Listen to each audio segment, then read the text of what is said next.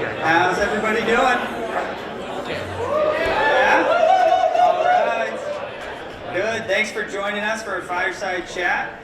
We've got some great stories that are going to be told. Yeah, if you want to go ahead and get started, Yeah, I get the privilege to introduce two folks here, two gentlemen up here.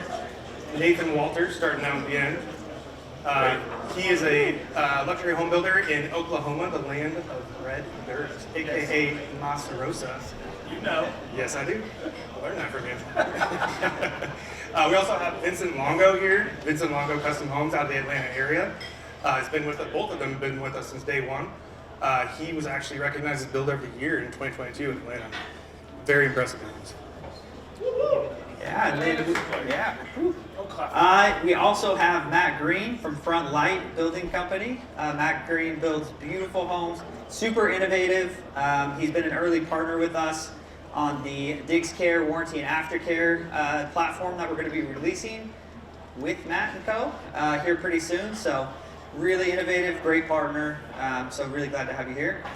And then Jeff Holove right here. He is our COO in all things marketing. So he's going to be leading this panel. And then, what was your name again? I'll let you. Whatever you want. Yeah, Mike Rowe, Dirty Jobs. I mean, you see him everywhere. He's done so much. Yeah. So much for the trades over the past 16 years or so. Continues to just move this whole space forward. When we have, for every 5 people that are aging out of the space, we only have 2 backfilling. It's a really huge issue that Mike has been spearheading. So this is going to be a really fun conversation, and thank you guys all for coming, and sit back and enjoy the show.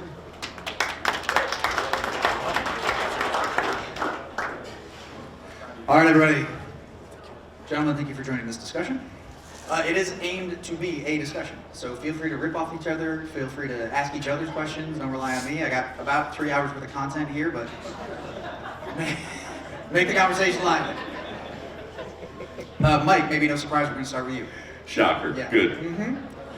All right, so we're going to talk a lot about technology tonight. We're going to talk about how AI might be affecting the industry. We're definitely going to talk about the foundation and the good work that you're doing there, but maybe just at more of a personal level, tell us what you're telling young people or maybe career transitioners about how you think technology is affecting the trades. As far as what I've been saying to the next generation or the current generation or whatever we call them these days, it hasn't changed much. Microworks was formed on Labor Day in 2008 when a little show called Dirty Jobs was in 140 countries at the time, I guess.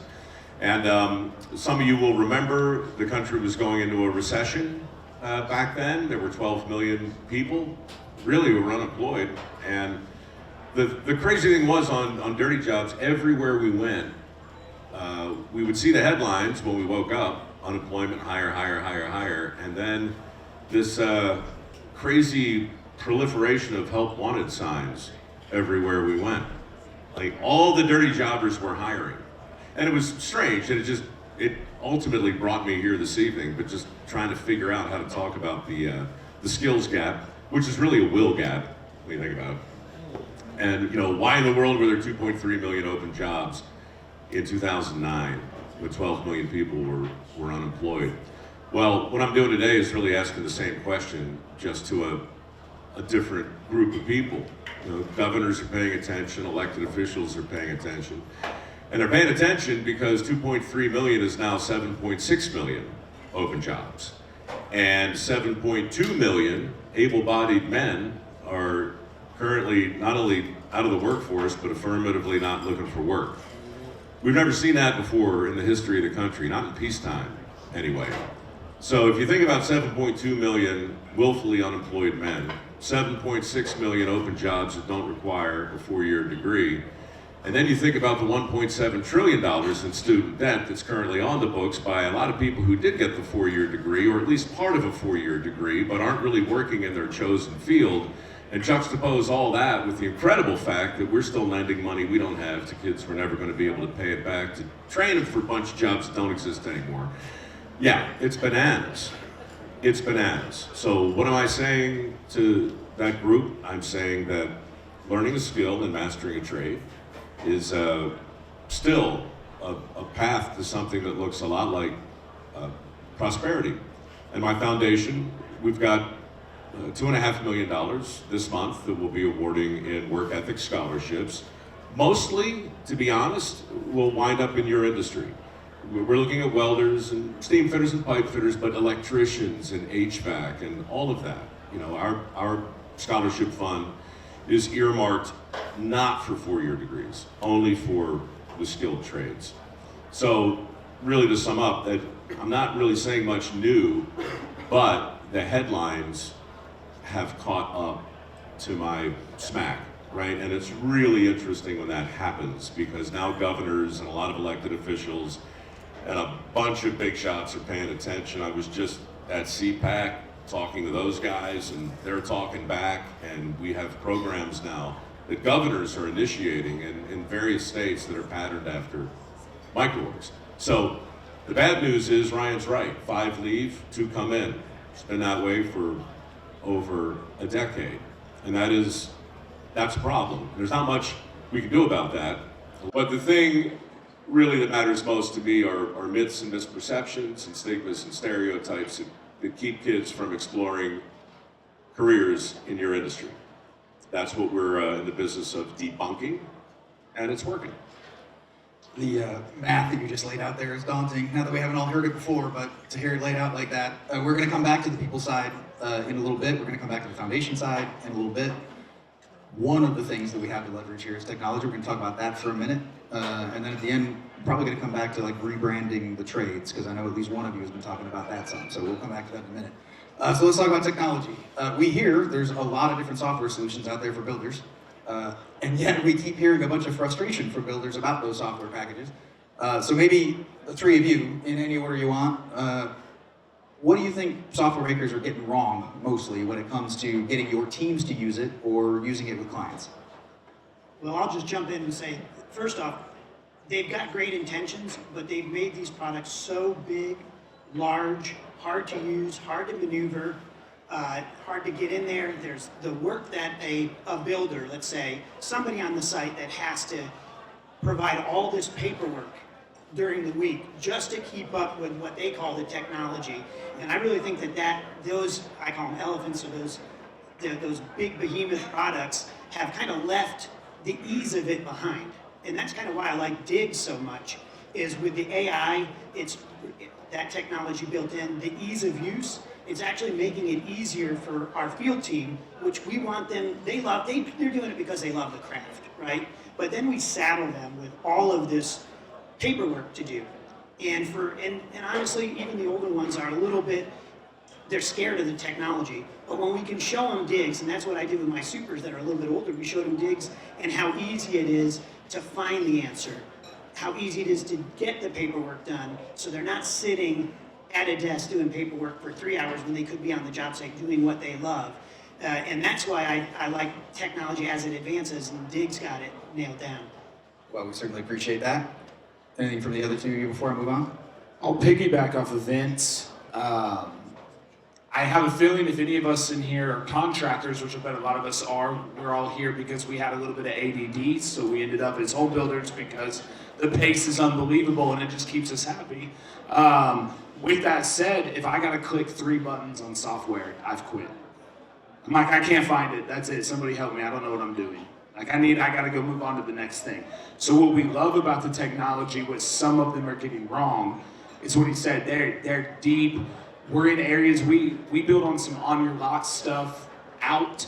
You don't have internet, your 5G's not really working, you're trying to get stuff to pull up. If you're clicking 6 times, the guys in the field are having a hard time, the project managers are having a hard time. What we've enjoyed about what Diggs is doing is 1 click, 2 clicks, you're where you need to be, you're getting the information you need. It's making it quick, it makes it easy for us to use and our guys in the field to use. So, go ahead. I was going to say all great points, and thanks, Jeff, and Mike, thanks for your efforts. I mean, it's pretty remarkable and sad. I would say from our standpoint, being in the custom building business and being a little bit in the semi-production space, technology is such a major tool that we use on a daily basis. And it was really defined in COVID, because I feel COVID really exploited a lot of things in this game. A at least for our standpoint, where we had so much coming at us, not just us, our trades, everybody had so many things coming at us, and it really just popped all the inefficiencies in this business of construction. And so we've been working countless over the last couple of years to really incorporate technology into our culture, right? And I believe that's what it is. It's a culture. And I've always said the biggest missing piece that technology has really filled for us is connecting the customer and the builder and the trades into, one bucket. And those were really different silos, right, before technology came. And so our trades and they're in our office nonstop because we virtually build all of our houses even before we get into the field. And so we just made them a part of the process. So they really don't have a choice, right? Because they are set in their ways over the last couple of decades. But we bring them along in what we do, and we make them part of that culture. And so it's been inherently really a big part of our company. I can imagine the last thing they want to hear is, here's another new software package to learn. Yeah, it's brutal. I'll never forget. And I have some folks from my company here that I won't look at, but when we implemented this, it was not, it didn't go over easy. But the game of construction and development is changing. You come to IBS 5 years ago and look at the technology companies, and you come today, right? It's drastically different. Every major player in the industry, no matter what they're doing, are getting into the technology business. And I think the game is, I think what you said is, a lot of people are working on just one facet or two facets in the technology, and the gap is connecting all of those dots on one platform. And so we spend a lot of our time, right, really trying to figure out how those dots are connected. Got it. Nathan, this one's specifically for you. I think a lot of builders, to the extent they know us at all, they think of us as a collaboration tool, which of course we are, but you're using it for sales too. You feel like you're getting sales specifically based on the client experience that you're now offering. So tell us what your sales process is and how you're using technology as part of your pitch. So we use it completely as our pitch. We've been in our market, I would say there's 4 or 5 of us that do what we're doing, right? We're doing some higher end homes. So instead of going in and being like, we're quality, we're the best quality, I actually open up to our customers. I'm like, listen, we're gonna give you the same quality because I know them and we're using the same trades. Because as Mike's saying, there's only so many guys that can do this work. So you're going to get the quality. Let me show you what we do. And we show them how interactive we are in pre-construction with digs. And even more so with the 3D modeling that you guys have dropped. We're able to pull it up on our TV, get the pin out, ride all over the plan, show people, hey, this is how interactive pre-construction is. Instead of you sitting in your architect's office or your draftsman's office, he draws it in 4 weeks, he sends you a plan, you get it in PDF on your email, then you get to meet. No, we're doing it live. We're doing it live with each other, going back and forth, drawing red lines, changing things, getting to see how it works. And the customer feels a part of it. What we as builders, I would assume a lot of the time, we don't want the customer part of it. Dirty little secret. We're like, hey, maybe you're not a part of it. They want to be a part of it. So we like to show them this is how you can join in. You can feel a part of the project. You can feel a part of your dream home. Matt, this one's for you. You mentioned this earlier. You started with Diggs as an innovation partner, but with a specific lens on warranty and aftercare. So I want to hear from you, why did you join as an innovation partner, but specifically, why was that the gap that you were so passionate about filling? What's the value prop once you built the house and got your money to value the aftercare so much? Yeah, I'll never forget the first time I talked to Ryan, right? I mean, we connected immediately on some of our thoughts and visions about the space, and I feel like the warranty and the aftercare process is probably from the builder can be the best or frankly the worst part of the process, because you work 99% and then you have a bad warranty experience, and of course that's what the customer remembers. So I was searching, I preach in our business, right, that 5-star experience, right? And every decision that we make in the company, we have to keep that in mind. What's the customer experience, and what are they feeling when we make those decisions? And I feel from a warranty perspective, what we're working on is creating a portal where, utilizing AI and all the Diggs collaboration tools, bringing all that information, all that energy over from the build and building an experience, right, through warranty, so that the customer can utilize, right, and not be scared of warranty, but actually embrace warranty and utilize those tools that y'all are building to help with the process, right? Nobody likes the calls or the emails at nighttime when they come into warranty. They're not, hey, I love you all, and this is what we want to tell you. right? They're negative. It's not a lot of great energy, and so we're embracing that, and we're getting out in front of that and really building that experience. The aftercare side is just the next logical piece, in my opinion, of that experience. When you build, we build on our custom side, anywhere from $1 million to $5 million homes. There's a level of concierge that I believe that a lot of custom builders are really starting to move into. So in our business, we're moving into more of a warranty and concierge model that will take the build even further, right? And I think the opportunity that you have with the digs and the marketplace and the tools are endless, quite frankly. And so to me, that's why I really gravitated to what the digs, because I feel like Ryan and his team really sees that opportunity. Well, and to daisy chain off that, when they have access to that later and they have that AI capability, from a warranty standpoint, how spectacular is this? They can go into the intuitive AI, put in what they're talking about, and then all of a sudden it pops up. The AI is doing the work ahead of time to almost answer their question before they even call. And so they're level set. And then when they finally call you, you've got an idea of what's going on, and then you're just creating that client experience because you're prepared, you're not caught off guard with that call. Yeah, I really think it brings transparency, right? And to me, you have to be transparent in this business because it's a tangible, right? You can see. And so the AI really gives them the tools, here's the answer, right? I mean, we're putting it right in front of you, so I think it's a great point. So related to this, for those of you who don't know, one of the things you get here in this experience is the homeowner at the homeowner handoff gets a complete digital twin of the home. And that, we believe, is going to be valuable for a better homeownership experience, a better warranty experience. But having a complete digital twin of your home can be valuable in other ways too. We think it'll be valuable in resale. It can be valuable in less fortunate circumstances, like maybe insurance claims. So I want to pivot here and talk about something a little bit serious for a second. After the massive LA fires, Diggs is getting involved in something called Reconstruct LA. So, Mike, I know you and your folks have known people who have been very personally affected by this disaster. I want to make this real for people here who are not just watching it on TV. I wondered if maybe you could share a story about what people are really dealing with in this, and then maybe even more interesting, what are you hearing people are going to really struggle with as we start to think about how we rebuild this whole region? I probably don't have much new to say about it. I mean, the headlines have done a huge job, but on the other hand, it doesn't, until you see it, and smell it,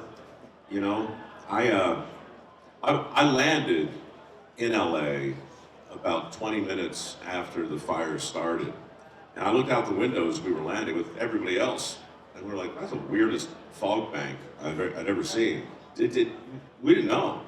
And we were filming that day in Venice, and 2 hours later, everybody's phone started making sounds that, your phone normally doesn't make, and we're like, what is going on? It was, oh, there's a fire.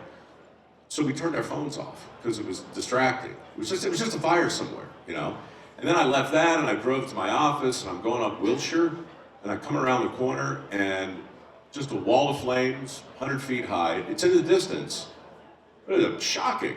And in front of me were tourists window shopping, people taking selfies, pushing a stroller, right in the foreground. It was the strangest thing because it was happening very fast, but very slow. And people's heads just weren't around it. Anyway, by that night, I got to the office. My business partner had taken all the stuff out of her house. We're pretty close to the evacuation line. And then it just got beyond weird. I started posting videos from the roof. And then I went back to my hotel, and I went up to the penthouse where they had this restaurant, the Huntley Hotel, and I'm standing there it's packed with people from the Palisades who were literally, the Huntley turned into the Palisades refugee camp. Sold out. Every hotel is sold out. And we're standing there, sipping our drink of choice, looking out the window, and still, it just didn't land. You're surreal. Well, you look at a thing. This happened on Dirty Jobs all the time for me. I would look at a thing and go, how about that?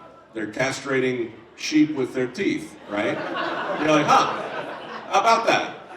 But it doesn't really land, until the rancher goes, your turn. And you're like, oh, that's real.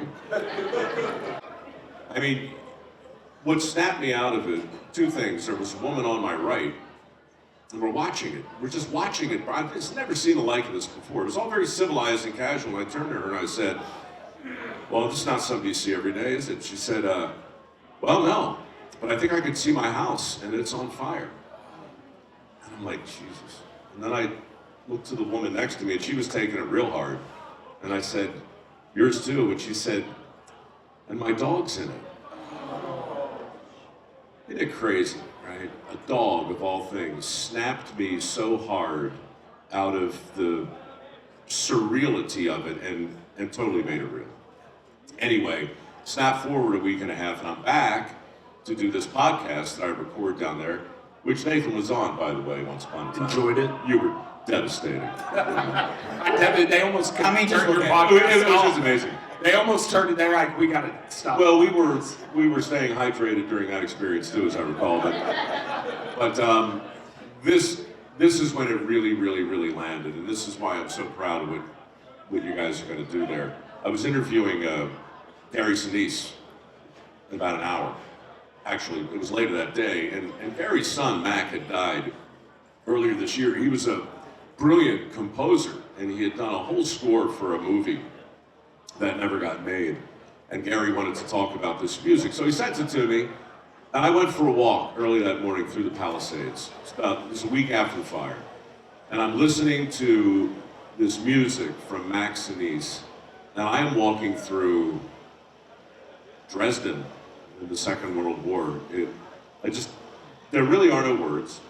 The devastation is, I was going to say it's complete, but it's not complete. There's streets where you turn and you look, and it looks exactly as it has for the last 40 years.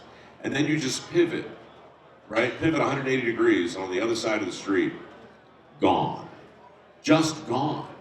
And as I'm looking at all this, I'm listening to the most beautiful, sad music.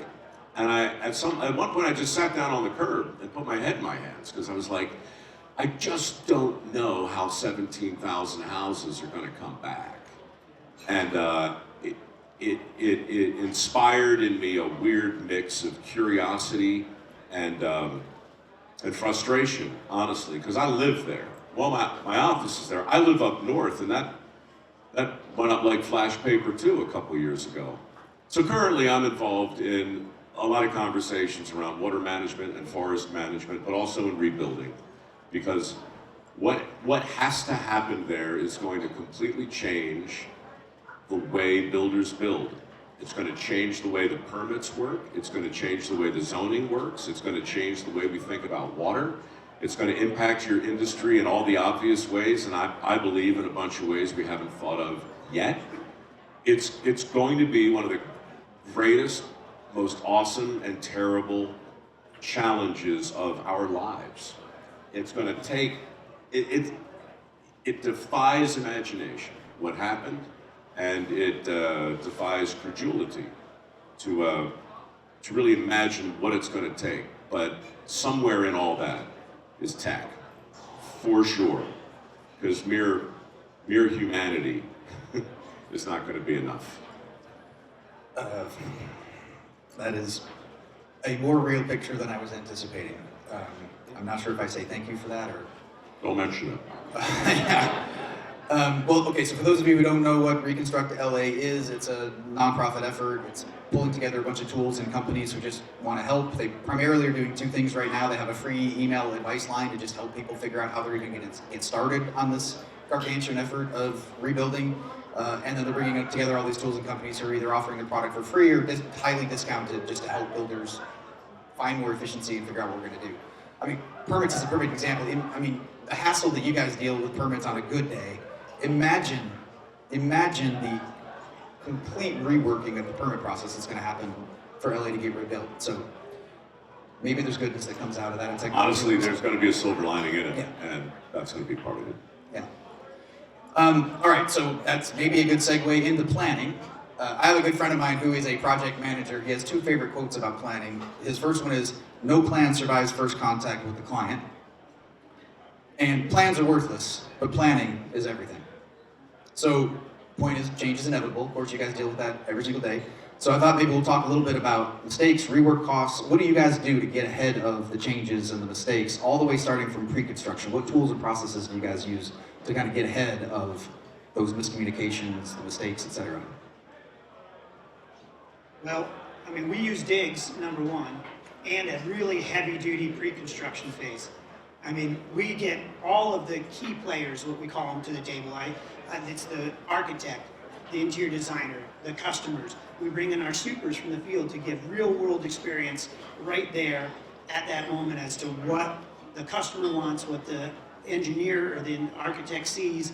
We get them in so early, and we use a tool like Digs where we can put the plan right there, because they'll have a conceptual plan, and then we start pulling it apart. So very early on, we get them involved. We create the layers, which is awesome for electrical, for plumbing, and we just start down that road, and we put deadlines to that we're going to work on this. We want all our ducks in a row. We want it all the way to the point where when we walk into that room, we already know before we start what switch is number one that you first touch. Does it turn on your can lights or your fan? And the idea with that is it makes all that paperwork we talked about earlier, all the chaos, we call it, in the field, and the problems that arise from that for our field team, we pull that all back into pre-construction, get that hammered down, so when we do the handoff, we talked earlier about the handoff at warranty, but we do the handoff from pre-construction to the field, that when they get that package, it is fully complete, and our supervisors and our field team, our tradesmen, have exactly what they need at their fingertips via the QR codes that get posted everywhere, that are always updated. At that moment, they have everything they need to go successfully build that house. And that's how we feel, and that's the awesome thing about technology, right? And I really don't think that builders do enough to put out there to the young people that there's technology now that they are so used to that it's right in your hands. And so you can actually make your day easier, enjoy your craft, have what you need to get the job done. So pre-planning is everything. You just created a perfect segue for me, so I don't mean to skip over you gentlemen, but he just opened the door for me, because we're going to go back to people, and Wow. whether they're young or not, how do we change the story about the trades and bring people into the trades? So what we hear all the time is, in this business we have a lot of wasted time. We're searching for needles in haystacks for some random question that comes in from the consumer. We got inefficiencies, and obviously if you got wasted time and inefficiencies, that means either you need more time for the project or you need more people to get it done. Except there aren't more people, right? So we're gonna turn it to people, and I'll just start off with, I grew up in a very modest family in Flint, Michigan, what we used to call a shop family, right? Flint anyway was a General Motors town. I grew up there when the town was collapsing because all the factories were going elsewhere, and the word to the wise then was, college is the way up and out. And now we live in a world with more lawyers than we can stand, and not enough plumbers, electricians, and contractors. So this is a segue into the foundation a little bit more, and I want to be a little bit more practical about what you, Mike, are doing at the foundation. Obviously, you have thoughts about this subject. It's literally the purpose of the foundation, I think, but I want to hear more about specific programs that the foundation is doing to help this effort, and maybe even more than that, advice that you might have for this room. What can we all be doing to change perceptions of the trades and help? Sure. Because sometimes when things start to go bad, the awful truth is they have to get worse before they get better. Sometimes things have to go splat. And nobody wants to see that happen. In some ways, I think it might have just happened in Southern California with these fires. But I also think it's about to happen. And it's good news, bad news, but with regard to your question, it's going to happen in your industry. I mean, right now, I don't, you guys could tell better than me, but how much new construction is coming in on time and under budget? Like, I mean, I don't know any general contractor. None. Okay, right, none, 0.0. And the number of people who I ask who attribute that to a scarcity of skilled labor is about 100%. It's labor. But what you guys ought to know, maybe this is useful, but every week I get phone calls, chilling phone calls from people in charge, not just of companies, but of industries, right? Like the automotive industry right now has 78,000 open positions for technicians. 78,000. It's mind-boggling how bad it is. And when you look a little deeper and you find the average age of the average tech, well, it's become shocking. And it's back to the 5 to 2 math, right? And so that's real. It's not just your industry. There's a company called Blue Forge Alliance. I wonder if any of you have heard of them. Exactly. Blue Forge Alliance oversees something called the Maritime Industrial Base. The Maritime Industrial Base consists of 15,000 individual companies who are collectively tasked with building and delivering to the U.S. Navy 3 nuclear-powered submarines every year, 2 Columbia-class and 1 Virginia-class. These submarines are the pointy end of the stick. Things go sideways with Taiwan. In a hypersonic world, our aircraft carriers are in trouble. A lot of them are going to be on the bottom of the ocean. That's just the hard, ugly, splat truth of it. Our nuclear-powered subs are horribly important, and Blue Forge and the industrial base need to deliver 3 a year for the next 10 years. So this guy calls me from Blue Forge and he says, Mike, we been watching what you're doing at MicroWorks, and we're big supporters of it, and we were wondering if you could help us find some tradespeople to build these submarines. And I said, well, I mean, I'll try. It's pretty skinny out there, to be honest with you. How many do you need? He says, 100,000. Dude, 100,000. Welders, pipe fitters. Go down the whole list. They're looking for the same people that you guys are looking for, to the tune of 100,000. And then he says, this is my favorite part, he says, we've been looking everywhere, man. Do you know where they are? And I said, yeah, man, I know where they are. They're in the 8th grade. They're in the 8th grade right now. And if you want to get them when they're old enough to sign on and go to work, you better start talking to them right freaking now. Because if we don't make a more persuasive case for the 7.6 million aforementioned jobs that currently exist, those kids in the 8th grade are just going to keep on doing what they do. And you know what they do? They go through school completely insulated from this thing we all used to call shop class. Because we took shop out of high school. And now, it's not just a question of, oh, well, that's too bad for the kids who could have been in shop. It's too bad for the kids who are walking from math class to English class, who can't pause and stick their head in to smell the sawdust or the solder or to see the car getting fabricated. We removed from our sight all the visual proof of an entire category of good jobs that are now critically in demand. I'm not an economist and I can't prove it, but I can draw a pretty straight line to all the things we've been talking about and walk it back to the most harebrained decision in the history of education, i.e. pulling shop class out of high schools. I can explain why we have $1.7 trillion in student loans because of that.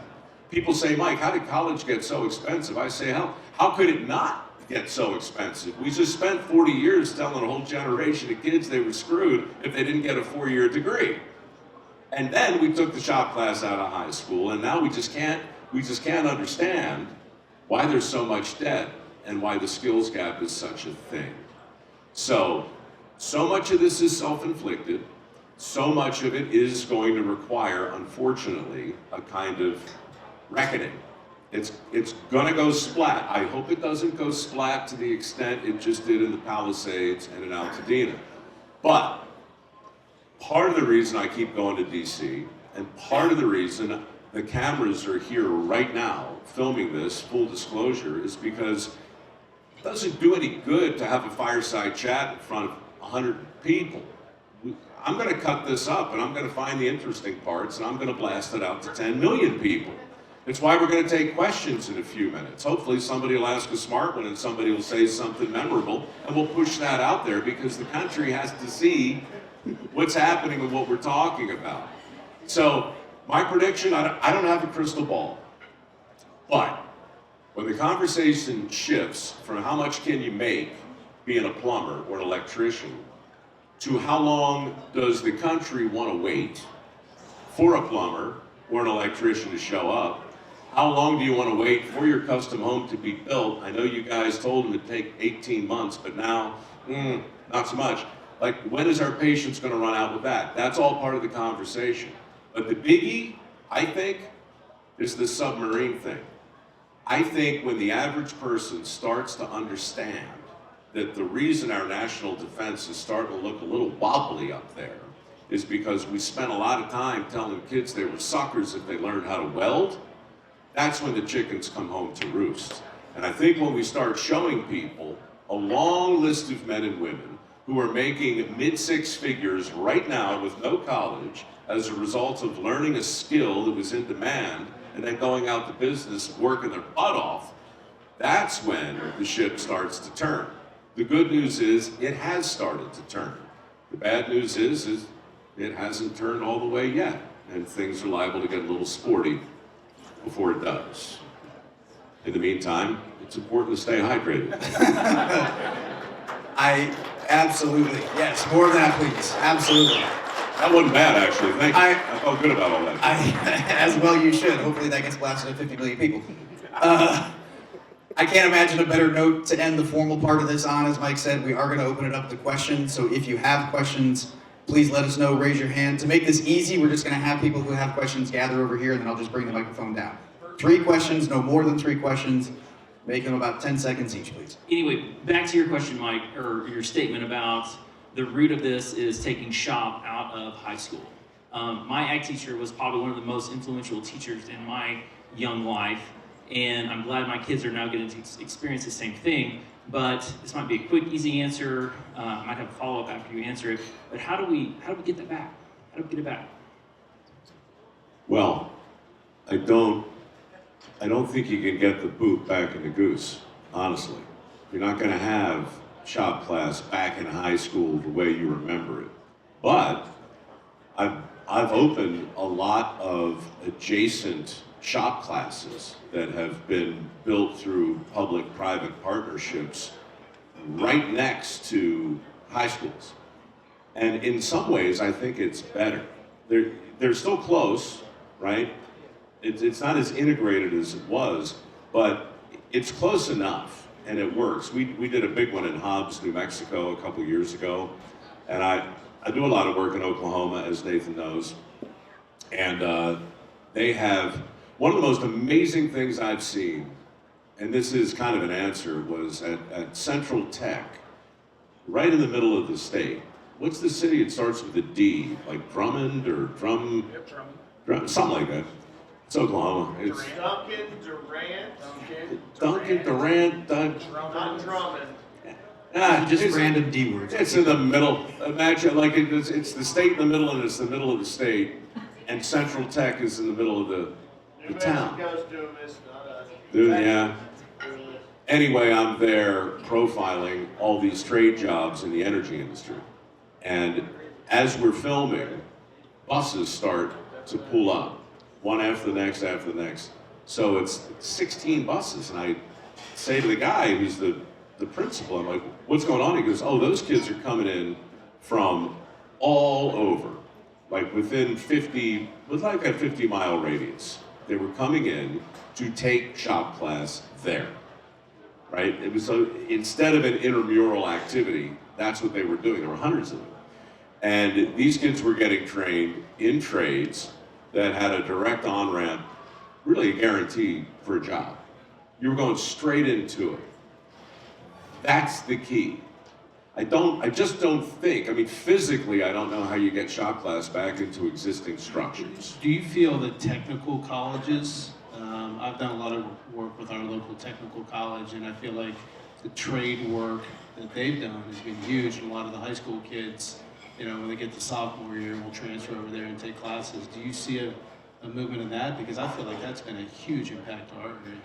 Absolutely, and I think it's being driven in part by the realities and the shortages in the business, but also by better examples. I posted a video this morning of a guy who applied for one of our scholarships in 2000, 17.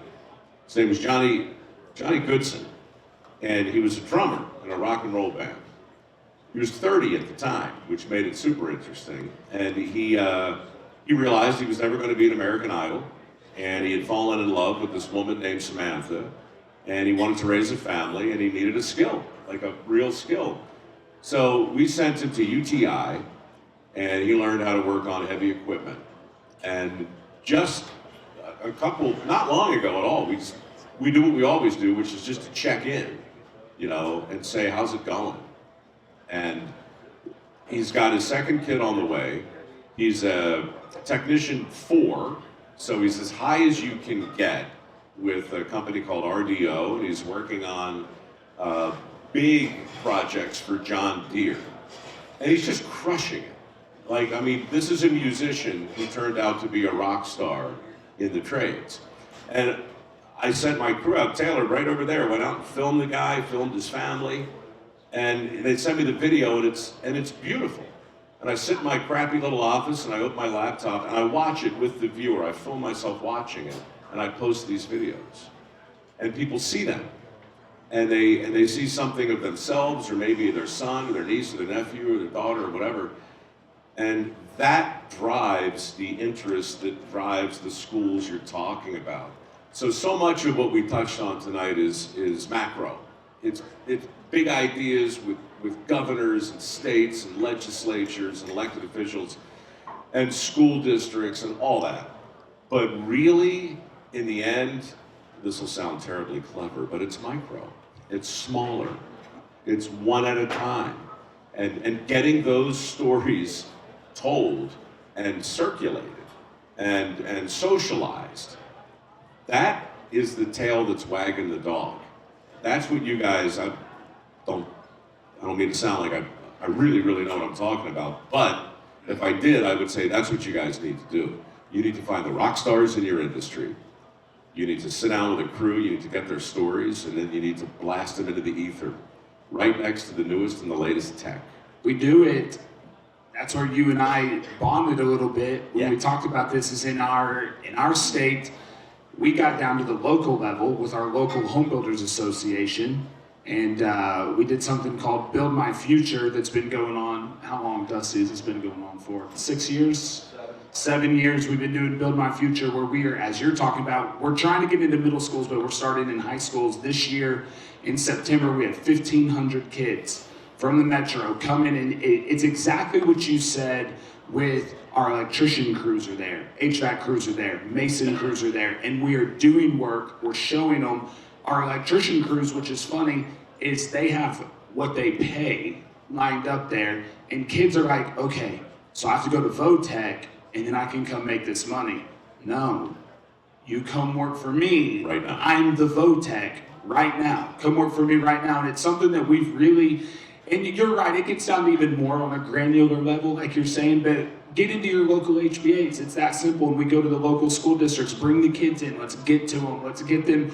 We're introducing everything. It's not only the trades, we're introducing them. You can sell tile. We need people who sell tile. We need all of these things that go into it, and getting their interest is where we're starting. So we're way over. I'm going to end it on those two very uplifting stories, how a drummer becomes a rock star in the trades. And this answer is the answer to the question that we asked earlier in the evening. What can all of us in the room be doing to help drive this problem? This is one of you doing it. So we'll leave it at that. Ladies and gentlemen, please help me thank these guys for joining us up here. We've kept you in your seats a long time. Your glass is probably dry. Fix it. Oh crap, dude, I'm sorry. One more quick thing. I was serious about scholarships. Please tell your people, tell your families, tell your friends. There's $2.5 million right now at microworks.org. We do it every year. And this is the first year in 16 where I'm not out in the world saying, hey, do you know how hard it is to give away $1 million in work ethic scholarships? Because it's been that way for a long time.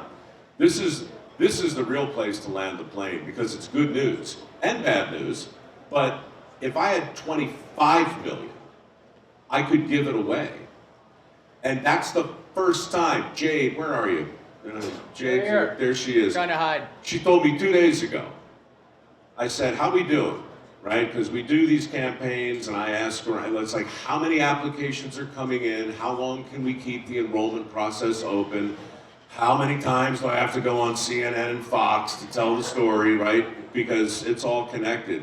She said, Mike, we are 10 times where we were last year with applications. That means the ship is turning. All we have to do is more of what we're doing, more of what you're doing. That's all we have to do, and it's only a matter of national security. No pressure. Thank you, everyone.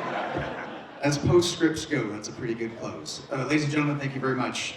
Have a good night.